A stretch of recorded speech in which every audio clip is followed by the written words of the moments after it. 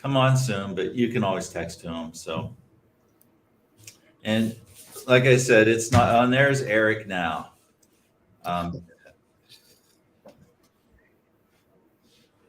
Eric will probably be bringing you in later in the program. So, but if you jump up and down like you have something to add, I have the power. I can plug you right in. So go ahead and jump up and down if the spirit moves you. Okay. All right. All right. Well, we are live. This is Mac McCullough at Willard Library. Back with an episode of Peeks into the Past. Today, this is a little different than other episodes we've had in the past. Today, we are discussing the Holocaust. And all of you know that is perhaps the greatest humanitarian crisis the world has ever seen. And except for people on the extreme fringes, and of course they do exist, but most people would agree with you. The Holocaust, the genocide that Nazi Germany executed in the territory that it held, claimed more than 6 million lives, and they did it through pogroms, mass shootings, forced labor camps, gas chambers, and sorry, drawing a blank there on what I was going to say. But what I wanted to say is that, in the decades since, those of us born in this country really have been taught to see Americans as liberators. And of course, to some extent, we certainly were. But history paints a very much more complicated picture, both in the time that we were in the years leading up to the war and since the war, frankly. And so we're here today to talk about that, what people knew and what they didn't know and what they learned. And I have some terrific guests here. Margaret Lincoln, a longtime librarian and educator at Lakeview High School. She's with us today. Scott Durham, a former Lakeview educator as well, and now a professor at Kent State University in Ohio. And Mike Smith. And Mike, I need to read your introduction. You are the Alene and Graham Landau Archivist Chair for the Detroit Jewish News Foundation. Welcome to all of you. It's really a pleasure, and it's been a pleasure preparing for this program with you all. And I hope folks enjoy it. As always, if you have questions and you're watching us on YouTube or Facebook, you can type in questions and we'll do our best to answer them. I just wanted to start with just a little bit of conversation. Each of you have your own presentations to give, but when I was given this assignment and began doing some research, I thought of this photo that a local gentleman, Kurt Thornton, who many of you know, showed me one time. And this is the dedication at Ann J. Kellogg School in 1931. Now, I want to tell you right up front what it isn't, because what it looks like and what we both assumed was that these were Nazi salutes.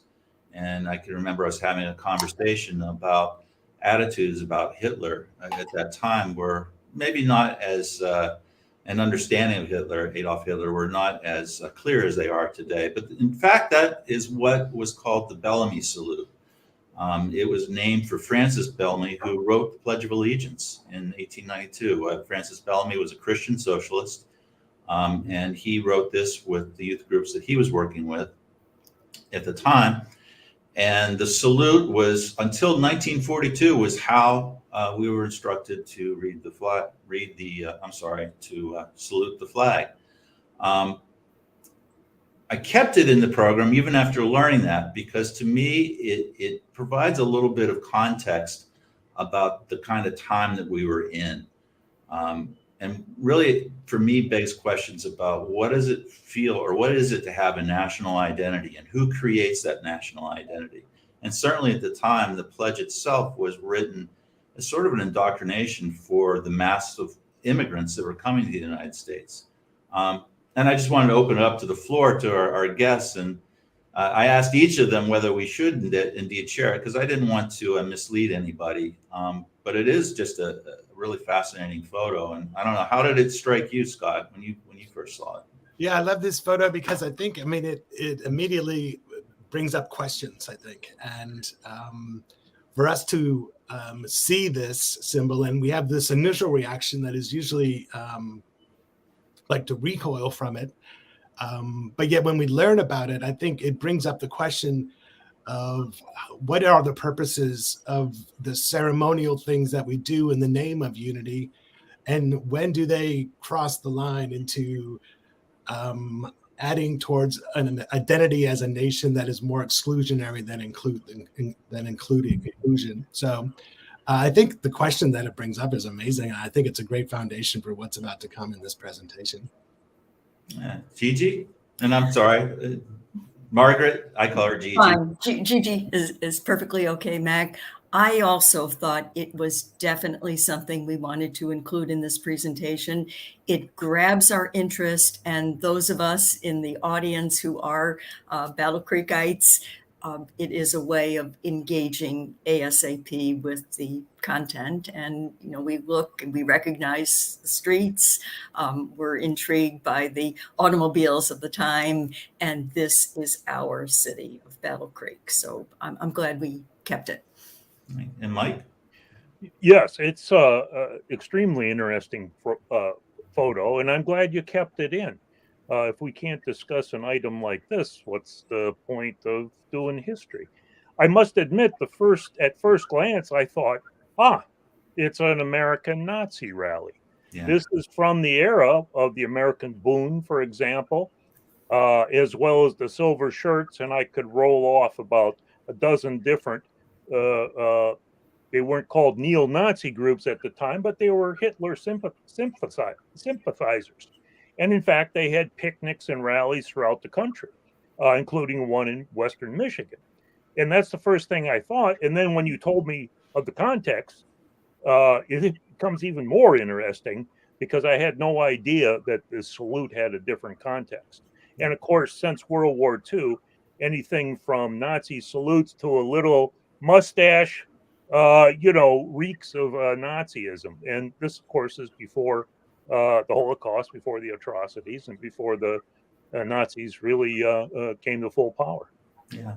Well, that's the interesting thing about history. It can be used two ways, and it can in some ways sanitize where we were at the time. We all like to think of how we would be if we were contemporaneous to that time, but sometimes things are complicated and people see what they want to see. I just think it was interesting in a number of ways. The Pledge of Allegiance remains controversial in this country, and some people wanting to opt out. The original writing of the Pledge of Allegiance to my flag, was changed to the flag because there was fear that recent immigrants would substitute their own nation for the United States. And then later, of course, Dwight Eisenhower added the words "under God" to solidify that sentiment, anti-communist sentiment. So, yeah, I think that there is a lot to unpack there, and we're not going to spend a lot of time unpacking it because we do have some presentations to get through. One of the things that I was really interested in, and Gigi and Scott will talk a lot about their efforts into researching. Not just Battle Creek newspapers, but Michigan newspapers, about how news was imparted about what was happening in Europe and in Germany specifically. I was really interested in what people were talking about in the 30s and in the years leading up to the war. And I was really actually a little bit proud, honestly, because I was able to find quite a bit of editorial writing in which there seemed to be a pretty clear-eyed look at who Adolf Hitler was and what was happening in Germany and what was happening to the Jewish people. And here is a Enquirer editorial, Battle Creek Enquirer and Evening News editorial, and I can't read the date, but there may have been room to once doubt. I think that this refers to when a German minor official was assassinated by a Jew. Germany fined the Jewish people, the entire Jewish people, $400 million. And that's an editorial there. A few more. The first one here on the left, it's kind of interesting in that they intone or they talk about the treatment of Native Americans, although they used the word savage. So it's still at least dated. And then Hitler and Hitlerism is a menace to us. You go on, and people were getting their news from a lot of different places. The Rotary Club was hearing denunciation of Hitler in 1942. Hitler called a menace at a Marshall Service Club in 1935. Anti-Jew drive denounced here in 1933. And that's from the Tabernacle pastor at the Seventh-day Adventist Church. You made the comment, Mike, that these really put Battle Creek kind of ahead of the curve in terms of what consumers of local news were reading and seeing across the country. Absolutely. Yeah, way ahead of the curve, actually, because you had major newspapers around the country, New York Times and others, who, something like this might be a tiny little thing on the 12th page. In other words, the news wasn't news, it was buried. And here you are in Battle Creek, pretty prominent coverage. So I think actually the city's to be commended on that.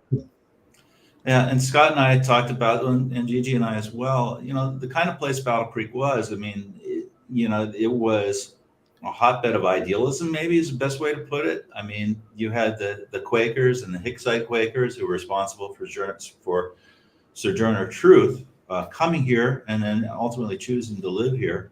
The Seventh-day Adventist Church, the fifth largest Christian communion in the world, founded here. And so you had a lot of those ingredients, but the other thing you had was this really strong institutional bearing. I mean, the fact that we had service clubs that were talking about these things, and the fact that we had not one newspaper, but at least two at that time, probably three, really reporting this and competing with each other to report it. And so as we delve into what people knew and what they don't know, and as the past echoes so loudly as it is right now with the rise of anti-Semitism, with the rise of racist hate speech, with the rise of political violence in this country and around the world, one of the things that really concerns me as a recovering journalist, so to speak, is that we really lack a lot of that institutional fiber that held communities together, that helped us articulate see what we were seeing and give us a way to articulate what we were seeing and to move us to action, which Scott will talk about later. So with that, I think we probably should just jump in because we're always going to be watching the clock. We will have one other guest later that we'll introduce as well. But why don't we go ahead and Gigi, you're up first. And I'll do my best to follow along, but if I fall behind on your slides, you just tell me to move them forward, okay? Very good. Good evening, everyone. We are pleased that you could join us for this presentation, and the URL that you see on the screen directs you to the Art Center. The Art Center of Battle Creek has been hosting 2 exhibits from September 8th through October 31st. And the exhibits are part of our Remembrance in Action, responding to the Holocaust in today's world. So through this project, we want to offer educational enrichment for students and adults, and we want to encourage an equitable and inclusive environment. And next, now you can see the URL for the site that we have created to kind of group all these events together. And that is a bit.ly/remembrance in action. So events include the display of 2 exhibits, most importantly, Mike's exhibit on the Holocaust Unfolds. And then we also have an art exhibit of mosaics from Tree of Life Synagogue. All of this builds up to the official opening, which will be Sunday, September 18th at the Art Center. And that corresponds to the debut of the Ken Burns documentary on the U.S. and the Holocaust. Also, this past Monday, we had a fantastic live in-person professional development workshop for teachers put on by Michigan ADL and the Zeckelman Holocaust Center in Farmington Hills. Okay, and this would be a portion of the Mosaic exhibit From Darkness to Light, Mosaics Inspired by Tragedy, again, was created in response to the deadly shooting at Tree of Life Synagogue in October 2018. And moving on, this is actually one of the works in that exhibit created by a Michigan artist, Shelley Jaffe. She will be at our opening reception this coming Sunday. Shelley's husband was a childhood friend of one of the victims at Tree of Life. A gentleman's name was Irv Younger. So Shelley felt that she would honor his memory and also recognize this very tragic incident by creating a mosaic of this skyline of Pittsburgh. And again, Shelley will be at the reception and talk more about her work. And of course, the prominent exhibit, The Holocaust Unfolds. We are so pleased that Mike Smith could deliver this to the Art Center of Battle Creek. And Mike, at this point, I think you want to take it away and speak about the exhibit. Okay, well, thank you very much, Gigi. And let me say at this point, the reason that this exhibit is at the Art Center of Battle Creek is through the efforts of Margaret Lincoln, as well as the director of the Art Center, Linda Holderman. But I'm telling you, Margaret, Gigi did the spade work on this one. And also, Michael, I appreciate very much the invitation to participate in this particular peek into the past. So I'm going to start with nothing to do with the Holocaust, but with the fire. In 2000, and if I could have the next slide, please. Yeah. In 2002, the Jewish News burned to the ground.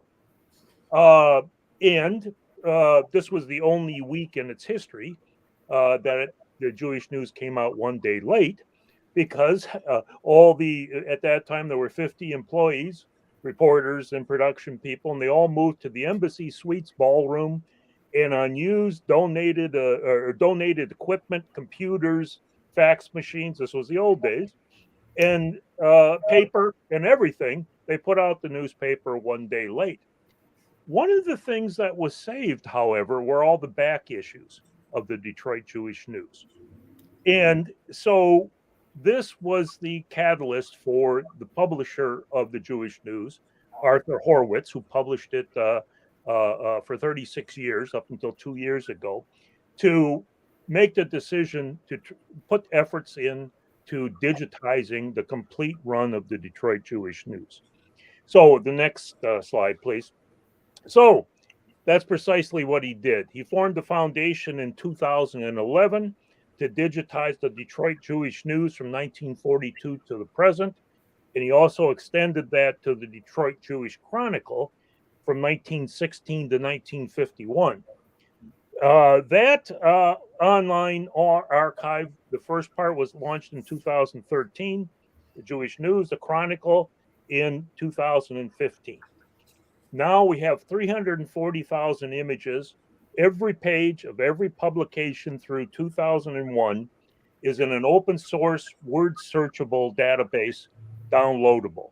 And new digital issues are added every year. In 2018, became a permanent archival collection at the University of Michigan's Bentley Historical Library. Next slide, please. So this is another, some of the coverage in the Jewish News of the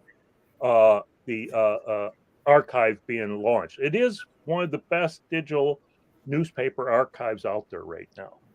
So from this, we were looking at what can you do with this archive. Besides, it's a great research vehicle. I use it every week to write a weekly column, historical column for the Jewish News.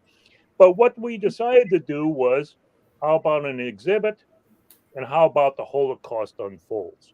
Because like our previous discussion of the Battle Creek newspaper, well, the Detroit Jewish News was way ahead of the curve, as you might expect, as an English language, a prominent English language Jewish publication in America. It was way ahead of the curve in tracking this.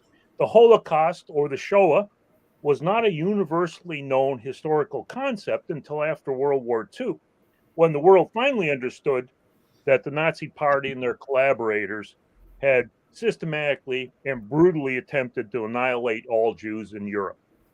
That's not grandiose, that's a fact.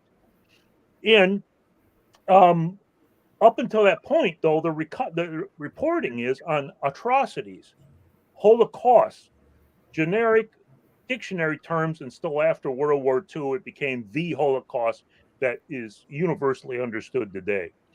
Prior to and during the war, of course, mainstream media was not really covering this. And this exhibit, The Holocaust Unfolds, shows how the activities, the events of the Holocaust unfolded in real time, so to speak.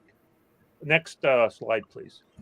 Now, I want to say a point at this, make a point here. This may not be the best slide. The exhibit is much clearer and much more defined than this, as well as the portions of the particular item, or what I want to say, the stories that we want to emphasize are lifted out. So it's a much better publication.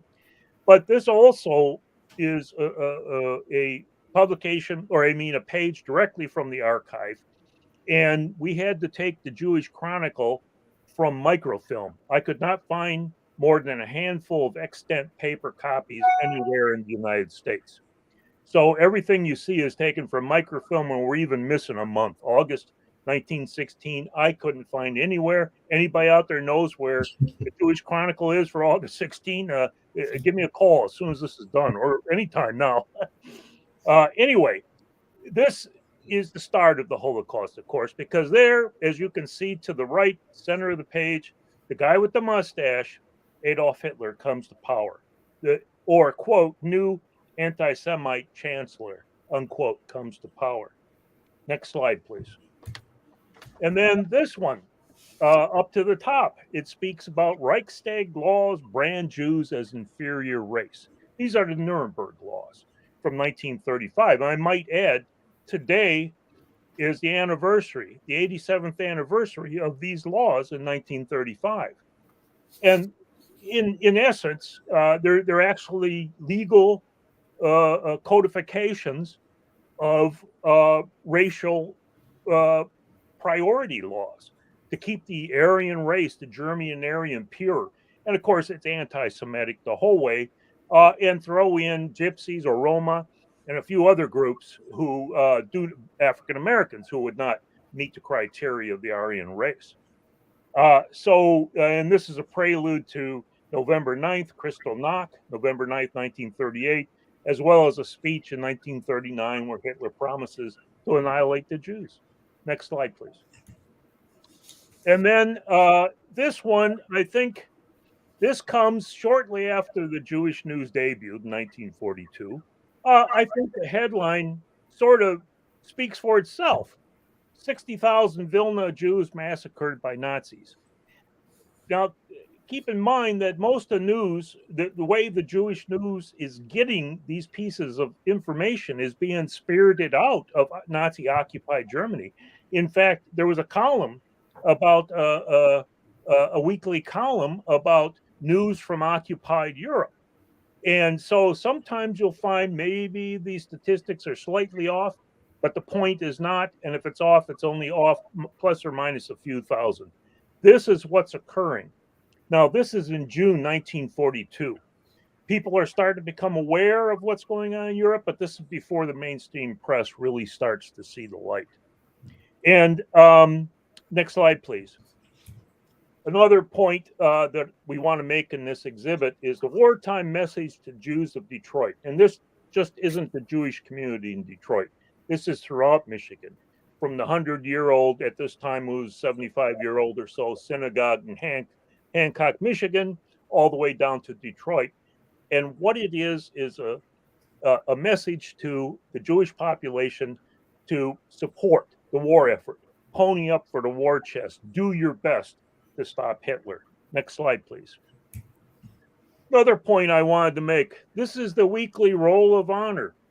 All the Jewish men and women, largely men, of course, but there were women in World War II. One Jewish woman pilot who was taking planes back and forth, empty planes to Europe once they were manufactured, flying them to Europe. I might add, the women who flew planes to Europe didn't have any ammunition, didn't have any machine guns to support them. They were on their own, but they flew planes to Europe. But the point to be made here is how many members of the Jewish community in Michigan, and this lists many beyond just Detroit, who served in the armed forces, and indeed in higher rates per capita than other groups in America. Next slide, please. And one of the things that the exhibit addresses, there are 22 panels to the exhibit, is what do you do in the aftermath of World War II?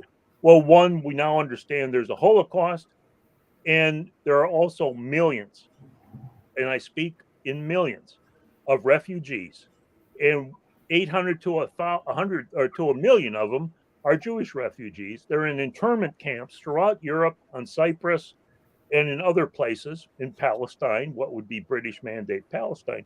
And this is a huge effort, and the stories sometimes can be heart-wrenching. For example, letters from individuals. Have you seen my dad, my brother, my mom or dad? Or, and it's really kind of heart-wrenching to see those stories of people trying to find their families in the aftermath of the war. Finally, the next slide, please. We end with this, which I think is a very poignant front page from 2001, October 22nd, 2001. So 21 years ago. Just portraits of survivors. These are the toughest people you'll ever know. I served in the Marines. I met some tough people. I can tell you, nobody tougher than these people who survived the Holocaust and the atrocities. I've been to Auschwitz a couple of times. I know the director there. It's just sobering. It's terrible stuff. And this is, Portraits of Honor is, I think, well titled. And I'll end with this, that this is relevant. That's why we're doing, I think, this podcast. That's why we did this exhibit. This is relevant to today because anti-Semitism is on the rise. Certainly in the States, it's been on the rise in Europe.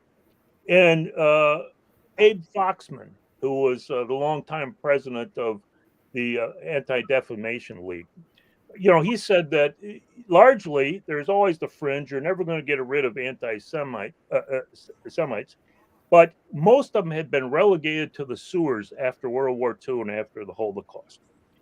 Unfortunately, more of them are climbing out of the sewers with their anti-Semitism. And I think it's good to remember the watchwords of the survivors of the Holocaust, and that is never forget. Thank you. Thank you, Mike. Just a couple of questions, and I invite the panel or anybody watching online to shoot a question. And this might be hard to answer, but can we quantify the impact that newspapers like this, that I imagine were, for a Jewish audience, but in a way, as you said, I mean, in many cities, this wasn't getting coverage, and the impact that it had in really unifying not just the Jewish community, but there was such a streak of isolationism at the time, right, years leading up to World War II. Right. I'll answer it in this way. In the 30s, anti-Semitism was probably at its peak, in the United States. You had Father Coughlin, the radio priest, the first mass media star on radio. Millions listened to his anti-Semitic rants. And the Jewish community itself was divided on how far should it go to speak of anti-Semitism, because do we want to upset the boat? Do we want to upset people? Or do we want to address it directly? There is a whole wide range of historical materials related to this question, and the fact that the Jewish community itself was divided. should we take in refugees or not? The Jewish community, as well as America at large. They were divided, though most Americans said, no, we don't want any refugees. We're isolationists. We want to stay out of this. Pearl Harbor, of course, changed everything. Literally overnight, suddenly you had a lot of people said, okay, we need to take care of the bad guys, the Japanese, let alone Hitler and his crew. And then I think the efforts of the newspapers started to slowly bring awareness to the American public. And that culminated, however, with the American army marching into these death camps and the images coming back from then there's no ignoring it unless you're some sort of, a conspiracy theory radical who says, oh, it never happened. It's right in front of your face. And I think the newspapers then were proven accurate when they did run stories on the Holocaust, that it was indeed happening. It was indeed good journalism. Yeah, it's fascinating. Well, we'll come back if anybody has any questions later. We'll have an opportunity there. I want to turn it over to Scott, and I'm really looking forward to your presentation, Scott. We're talking so much in the news lately about what teachers can teach, even, you have to wonder when we talk about eugenics, for example, and many of the models that Hitler looked to in the United States. Is there less appetite or less willingness to teach those subjects to students? So I'm really looking forward to your approach and what you have to say. Well, thanks for that. And I want to thank Mike and the foundation for the work that you've done to preserve these resources for people like us to use for an educational purpose. And so I kind of want to maybe dig into some weeds here to talk about how maybe Gigi and I have thought about how to teach the Holocaust throughout the years and what has driven us. I want to say, though, that first of all, I don't think we've ever taught it the same way. And it has changed for several reasons. You'll see some resources that we found to use. We also are responsive to the students in our classrooms. But I think the driver that changed our approach to the teaching of the Holocaust most is what's happening in the world today, or in the todays of the past that our students were engaging in. And so I want to talk a little bit about how we can use that history to impact students, maybe in a different way than what we've thought about in the past. So you can go to the next slide. When teaching about the Holocaust, or really any traumatic or emotional experience in the past, we began to realize that, of course, people are feeling things. Our students are having these emotional reactions, but these emotional reactions are not taking place in the past. They are taking place in the present, in the now, in the current context of the world and their own lives. And so, as Garrett writes here, in being thoughtful about our social world, we must acknowledge the capacity for doing terrible deeds, the ways in which individuals work against daunting circumstances, and finally, about the ways that we as individuals will act in the world. And he continues and writes, we must not only attend to the world out there, but the world inside. And in this sense, he writes that difficult knowledge is then as well as now. And so our efforts throughout the years have been always trying to reveal the conflicts that are going on within students as they confront these issues from the past, and how those enlighten and empower them to act in the present moment. So the next slide here, we can kind of see that this might be a risky endeavor for teachers to take. In the next slide, I think with Britzman, she writes that we as teachers must do more than simply confront the pains of others in the past, but we must be willing to risk approaching the internal conflicts which the learner brings to the learning. And so as a teacher, to reveal these internal conflicts that are occurring within students is really a challenging and risky thing to do, because we don't always know what the outcome of that challenge is going to be. But certainly, Gigi and I have realized that this is where the real learning takes place. So it's one thing to know the dates and the times and the places, and we'll talk about that in a minute, but really to internalize the meanings of these people's lives, the histories that they shaped and experienced, and what that means to our modern understanding, I think has been most effective and most powerful for our students. So the next slide, you can see, we see that this kind of teaching is very empowering. I think we went too far, but we empower the teaching and learning of social studies, there we go, and of history to accomplish these great things that maybe we didn't think were possible in the past. And I love this quote by Garrett, where he says, rather than thinking about bringing history to life, which has always been like a mantra amongst social studies teachers, let's bring history to life. Garrett challenges us to ask us, maybe one could ask, in what ways does the social studies bring people to life? And so what better goal of studying the horrors of the past of any traumatic event, including the Holocaust, than to awaken something in students that they have yet to engage or even think about. And so in a broader sense, we can boil down the teaching of social studies maybe into these three things: content, skills, and dispositions. The content, like I said before, is simply what happened, why, where did it happen, who was part of it, and maybe what were the consequences of those things. I must tell you that I've seen a lot of social studies teachers across Michigan and across Ohio. They are doing this part very well. They got the content down very well. And then we get to the skills, things like how do you analyze these documents that Mike and the foundation have preserved? What can we glean from those documents to figure out what it means? How can we communicate our findings to other people? These are the skills that more and more social studies classes across the country are trying to engage in. But I think what's most difficult is how do we change dispositions? And by that, I mean, how do we engage with each other? How do we engage with the world? This is really a challenging thing to assess. It's a challenging thing to see if we're having an impact on. But certainly, I think is probably the most important thing that Gigi and I have focused on are these change. How can we change these dispositions? And so in the next slide, I want to refer to you this writer, a guy named Andre Osserman.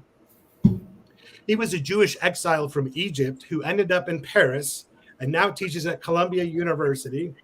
And he described in his book his viewing of the movie The Apartment. Now, I'm not sure if anyone has seen The Apartment, but it's a 1960s film starring Jack Lemmon, all white people in the cast.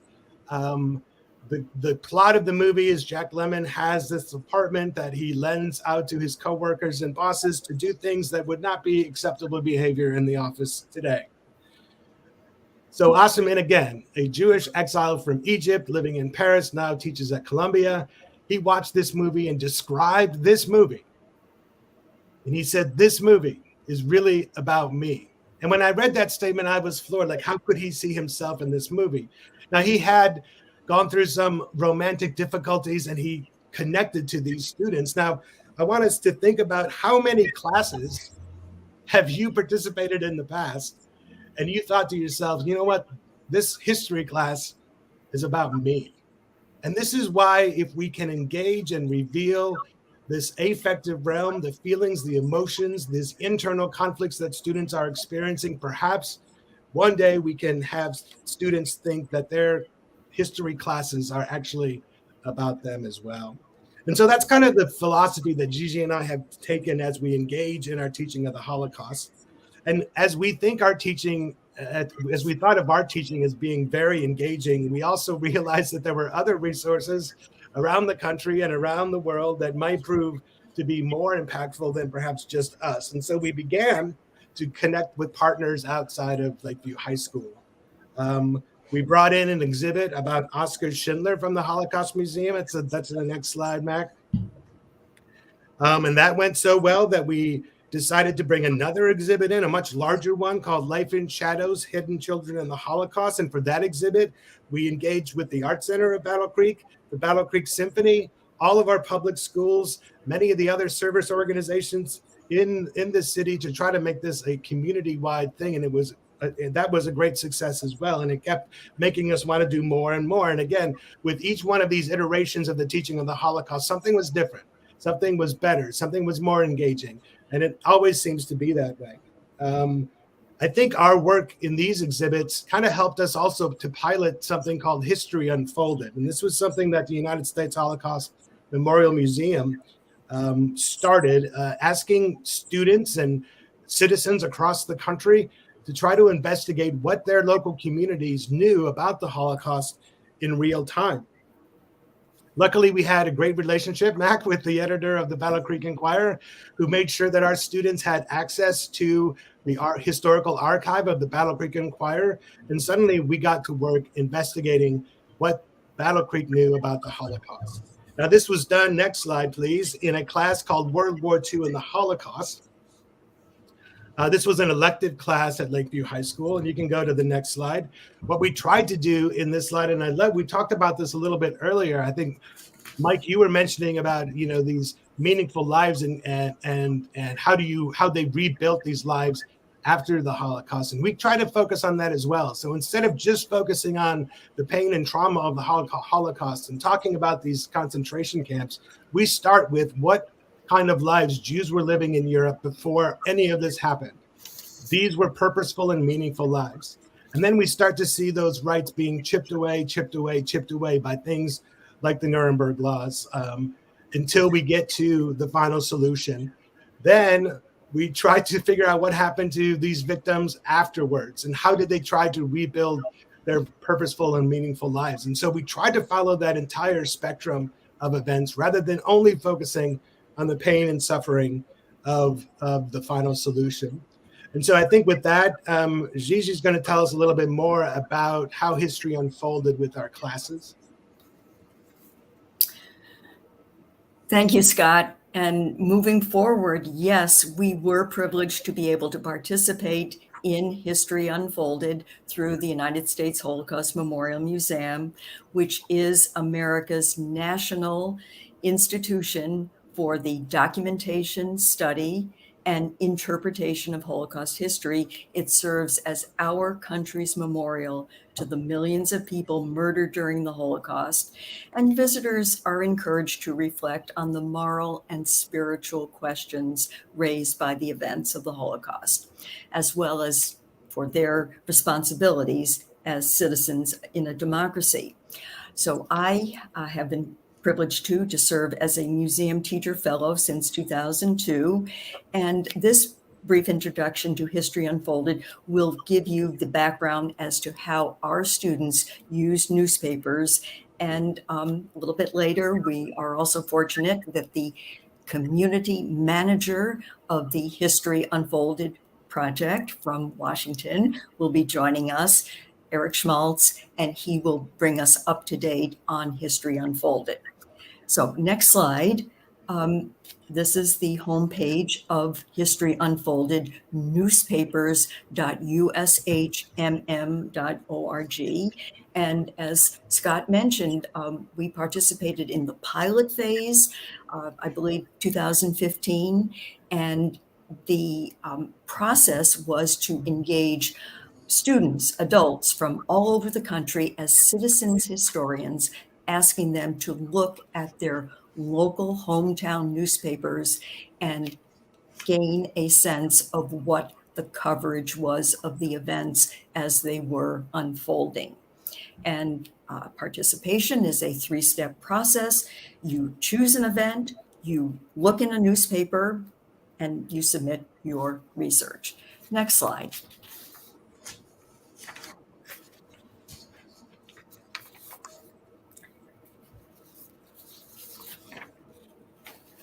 And I am back on track here. Okay, so number one, you choose an event from among now 46 existing events. And next slide, this is valuable information provided by History Unfolded. There is a supplemental page of background information that helps you frame your research. And next slide.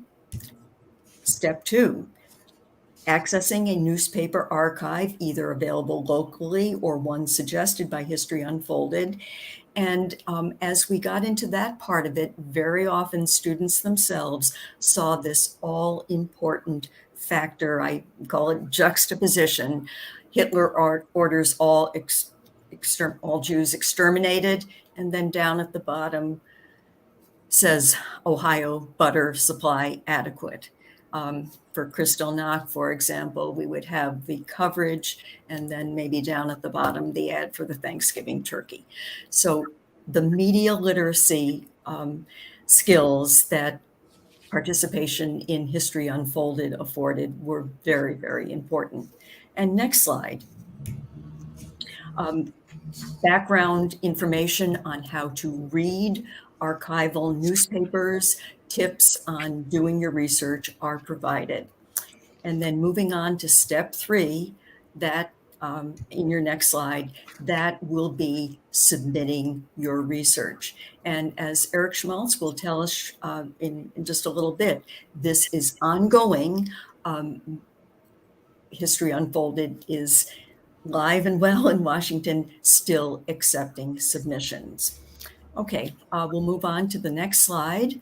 And in fact, throughout the last couple of years, including from the pilot phase, there was almost a competitive element amongst the 50 states. And one by one, a state turned the next color to indicate that X number of articles had been submitted. So we're nearing 49,000 plus. The goal, very shortly to be announced, will be hitting 50,000 articles submitted throughout the country, and a good number from Michigan. So many of those articles actually appeared in the main exhibit titled Americans and the Holocaust.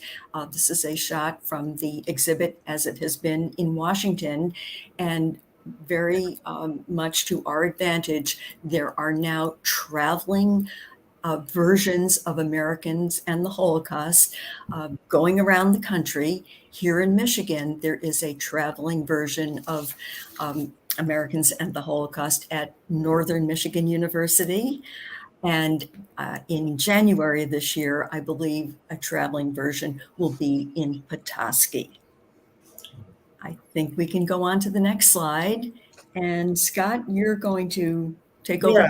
Yeah, I just want to talk a little bit about then how we use this practically in actual classrooms with actual students at Lakeview High School throughout the years. And I want to say, first of all, that I'm not sure if Eric and the people at the museum did this intentionally, but this project explicitly asked students to think about these global issues in a much more local sense. And so it brings it very much more, it's much more personal inquiry than any other historical research project I think I've ever assigned. And so it's that important, and has been that powerful. In fact, if you go to the next slide, one year we asked students to think about something that they learned about the Holocaust, about themselves, and write a letter to the Battle Creek Inquirer, the same newspaper that they had been researching, as if maybe in 100 years, students will be researching the Battle Creek Inquirer to see what students were thinking at the time that they wrote this. And so if you go to the next slide, you see Landon here,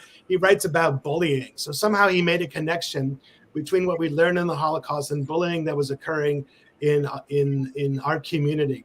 Now, I don't know if I could have designed this. I don't know if I could have said, I want students to make this connection. But it doesn't matter because Landon did. And we had that opportunity for allowing him to make that connection. And those articles now are archived electronically forever, so that those students were proud enough and confident enough to put their names to something that they learned that they wanted the community to know about because of the History Unfolded project.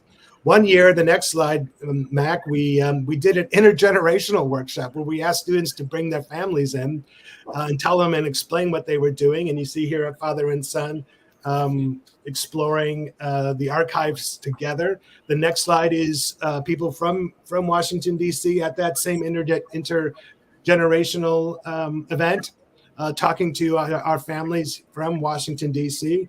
The next slide, we eventually took students up to the Michigan State Library and had them experience what a Big Ten library was like and the resources that they had, and introduced them to all the librarians there. And you can see the students doing some research on newspapers that we did not have access to in Battle Creek, but suddenly here at Michigan State, we had access to.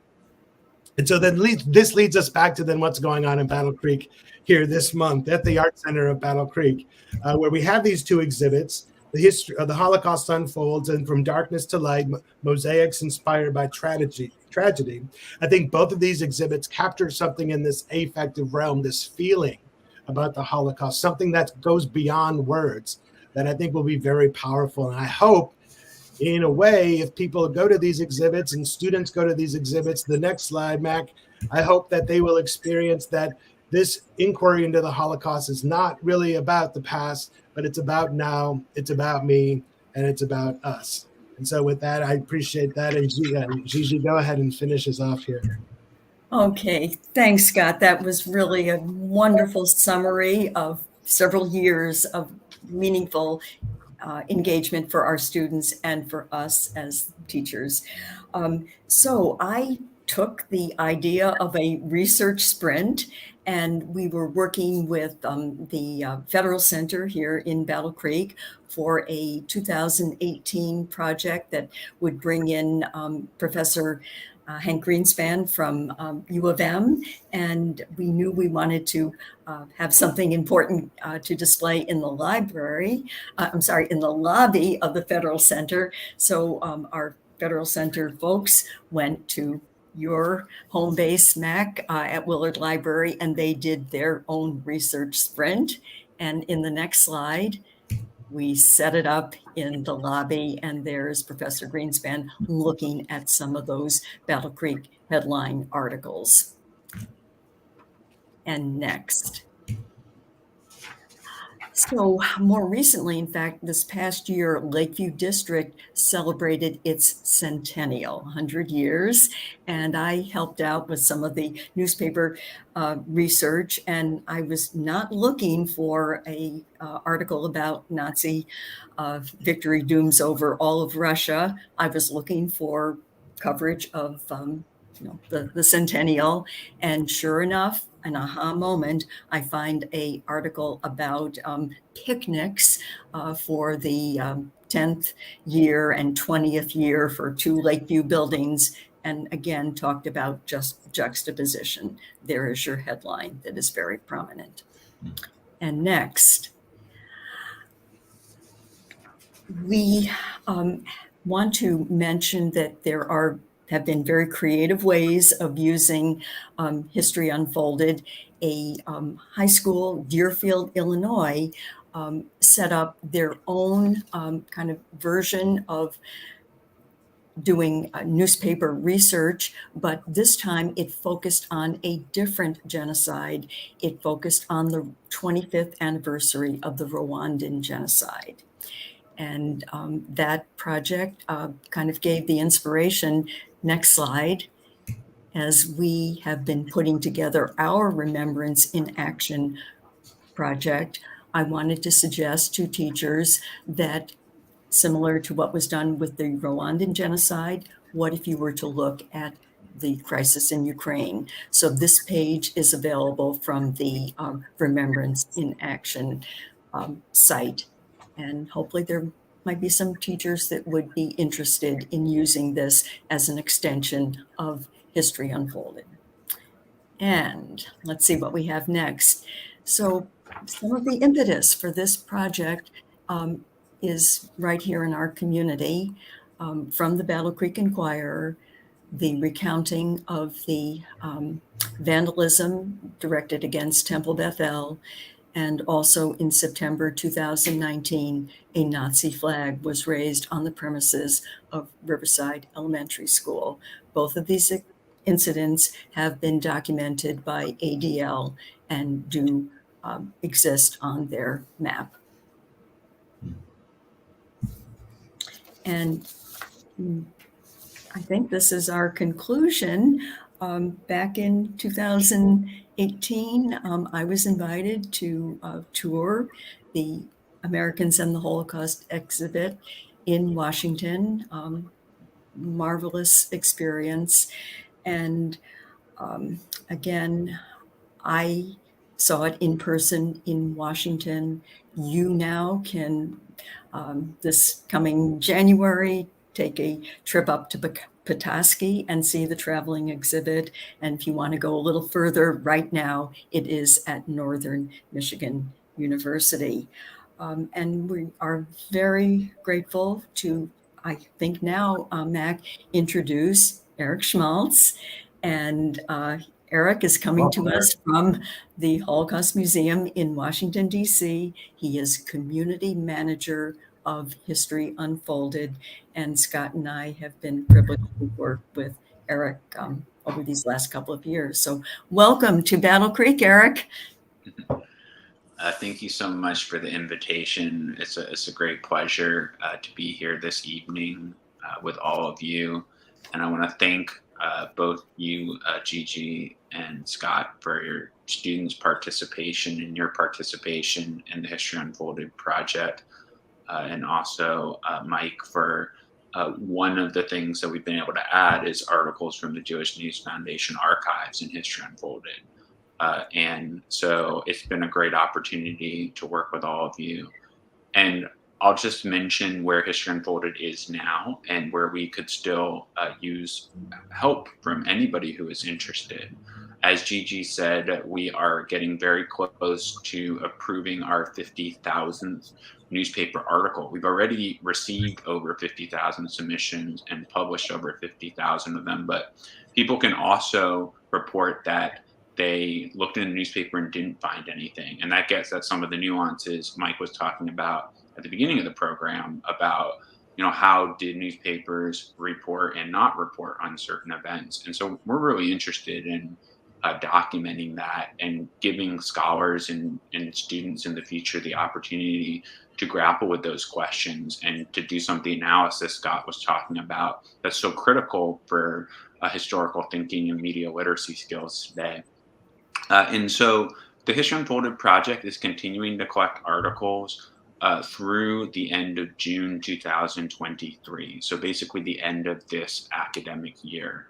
And I'm trying to do as much as possible to get as many articles from Michigan and all other states around the country.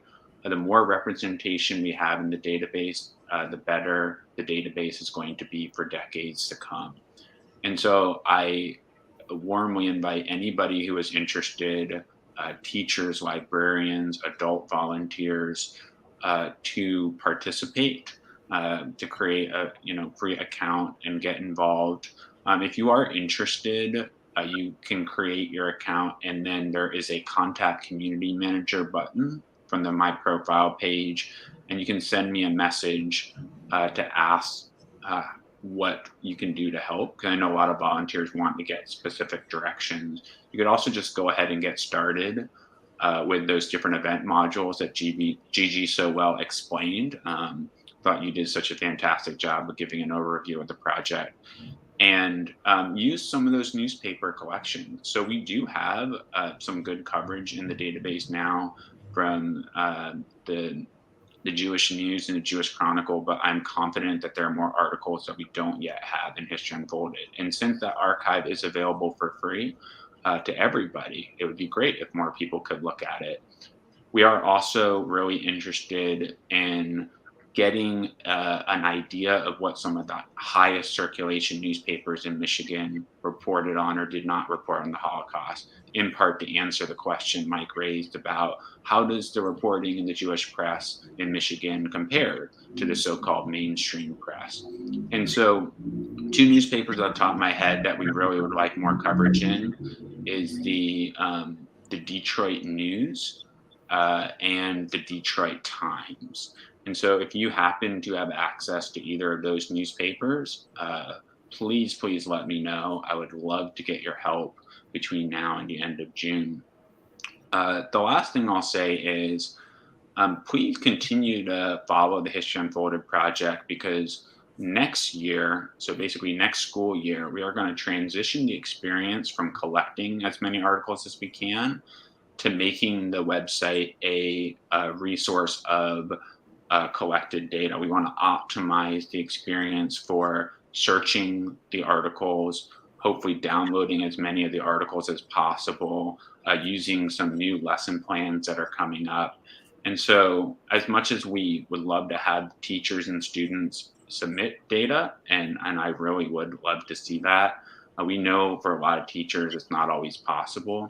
So in the next year, beginning with the 2023-2024 school year, the plan is to really use History Unfolded as an archive of published materials, downloadable articles, visualizations, and we don't even know all the things that it will do today, but we're working on that this year. So I don't want to take up too much more time, but I really appreciate the invitation, and thanks again also for the Willard Library for allowing me to speak. And I'm so glad to hear the project's been useful in classrooms, and we would love to continue working with anyone who's interested. So thank you again. Thank you, Eric. I really appreciate you joining us, and I appreciate all of you joining us. A few things just came to mind as we were all talking. One, Scott, that page of letters, we talk about how fragile the opportunities are for expression, and to really, to be able to think that 50 years from now, people are going to be able to look back and see what those kids wrote. Those things just aren't as available as they were just 10 years ago. And the other thing that I can't help but think about, local historians, in a city like Battle Creek and in smaller communities, I mean, they operate on a shoestring. Obviously we're very lucky in the two institutions, the Battle Creek Enquirer and Willard Library, had the foresight to make an archive so accessible, and work in collaboratively like that. But that's not the rule. In fact, when people see our newspaper archive, they've often not seen anything like it. And so, having an appreciation for the people like yourselves who preserve history, but also share it, make it accessible. That's what we're about at Willard Library, and what every library is about. And but it takes people like yourselves to really be committed to that. So thank you for that. Did anybody have any other parting words that you'd like to share, or questions that you might want to ask one another or me? I think something that Mike got me thinking about was this. You talked about how far should you go? How far should you let something go before you respond to it? And how far should that response be? And it reminded me of something that we think we try to do in class, but I'm not sure we do it as effectively as we can. But is this concept of a bystander, someone who witnesses something by no fault of their own. But then the challenge for all of us becomes what happens after that? What happens when you're aware of something? You cease to be a bystander at that point, and you have to choose what to do next. You can let things happen. You can turn a blind eye, or you can take some kind of action. And I think having students think about that in many moments of their life, as we draw those many examples from what we can learn from the Holocaust, has been very powerful. I don't know if you, Mike, can maybe make any other comments about that, but that struggle of what to do when you're aware something is wrong. Or how to use denial. Mm-hmm. As you're speaking, I was thinking about some of the recent works about the German public during the Nazi era. Certainly there were bystanders, in some looking towards self-protection. Buck the regime, and you are literally risking your family, extended family, livelihood, your lives. And so what's interesting to me about this too is not only the context you just elucidated, but the overall, how do you get a mass movement like this and with mass support, and then all of a sudden everything crumbles and everyone's a denier? Oh no, it wasn't me, it was that other guy that was supporting the Nazis. I never did. I was always against Nazi. It reminds me of George McGovern, when I saw him speak once, say, well, if everybody who said they voted for me had really voted for me, I would have been president. And I don't know if that's I guess I'm not making much of a historical point, except that you've raised an interesting question, which historians are wrestling with as we speak. On and there's the micro level, watching somebody get beat up. Do you jump in or not? And then there's the mass level, and that is what intrigues me the most about the Holocaust and as well as Nazi Germany. How do you get a country of roughly 60 million people, with few exceptions, to buy into this? To buy into the fact that Jews are inferior, to buy into the fact we need to invade Czechoslovakia, then Poland, and there are parallels, as Gigi pointed out, with Ukraine right now. Some of the bogus reasons Putin is using for his it's not a war, it's a special military movement, or I can't Right. Operation, yeah. Yeah, special military operation, you know. So again, one of the things we've talked about throughout this is that this is relevant. This is still very relevant. And a lot of the questions we'll never have definitive answers for, because we're talking about human nature. And but I think you raise an excellent scenario that needs to be discussed. I think the more students that think about it and actually think deeply about these situations, I think the better off we'll be. And I wonder, Eric, have you seen amongst these 50,000 submissions, is there any pattern that you could describe about when Americans knew about the Holocaust and what the reaction of that knowledge or lack of knowledge was? Yeah, it's a good question. We're still very much focusing on the collection of the articles, and despite having 50,000 submissions, it's still a small sliver of all the potential news coverage in that time period. So I'm always careful to caveat any observations with knowing that we still have a relatively small sampling of articles. But what we found on our end is, it seems to depend in part on the newspaper in terms of their frequency and where they're getting their source material. So if it's a daily newspaper that subscribed to a wire service that regularly covered international events, it does seem like many of those newspapers had, some kind of reporting about the persecution of Jews, even in 1933. And as came up earlier in the program, part of that was, what is the information you're getting? There's been some, information in the last several years, I think about 5 years or so ago, about the Associated Press and the censorship of some of the reports coming from the Associated Press. So there is that factor. And then you see in most so-called mainstream weekly newspapers, you don't necessarily, from what we've seen, see a whole lot of coverage. Unless maybe there was somebody who was an eyewitness that came back to the small town. And while that's rarer for what we've seen, it's also some of the most interesting stuff we've seen. And we see people who have completely bought into the propaganda and said it's actually not nearly as bad as Nazi Germany. People are saying it is. And then other people saying it's worse. And from what we've seen from the Jewish press, not only in Michigan, but throughout the country, is yes, there does seem to be more detailed and regular reporting within the Jewish press.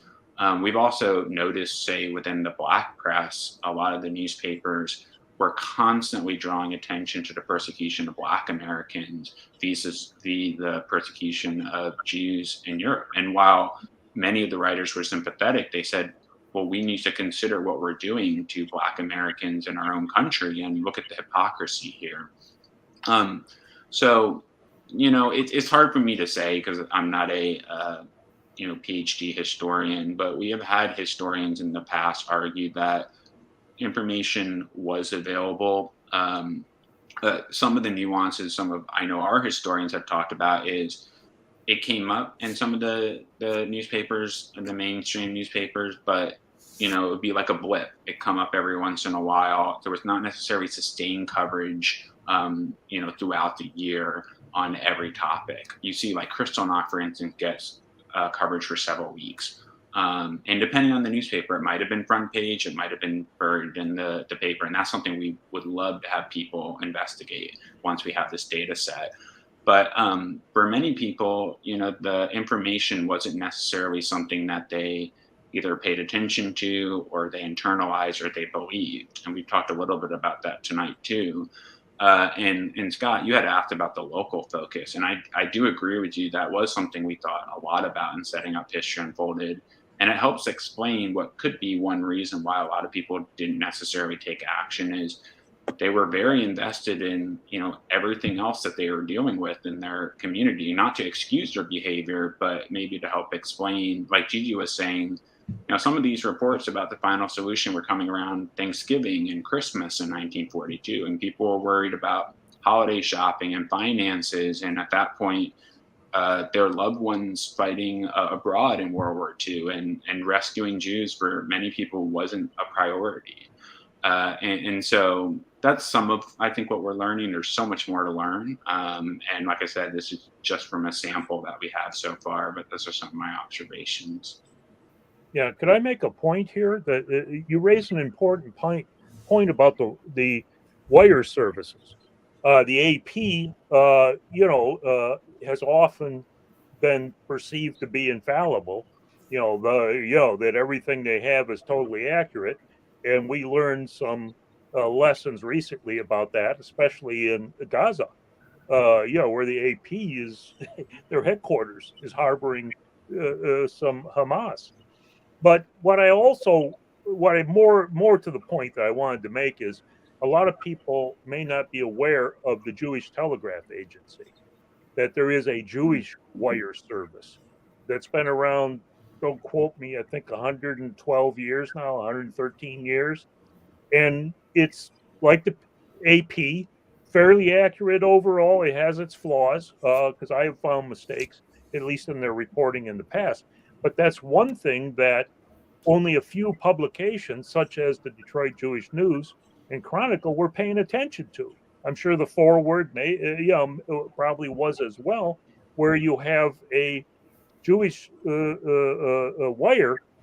wire desperately trying to get as much news as they can out of occupied Europe about what is going on. And so they were sort of leading the fray, so to speak. Anyway, it's something a lot of people are not aware of, I think. Yeah.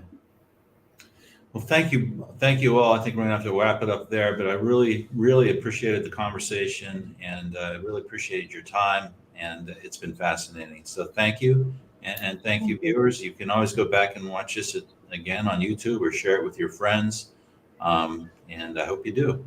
And don't miss the opportunity to get to the Arts Center over in the next few weeks, and also catch that Ken Burns series on PBS on the Holocaust. That looks to be really fascinating. So with that, we'll sign off. Thank you, everybody, and have a good night. Thank you. Good evening.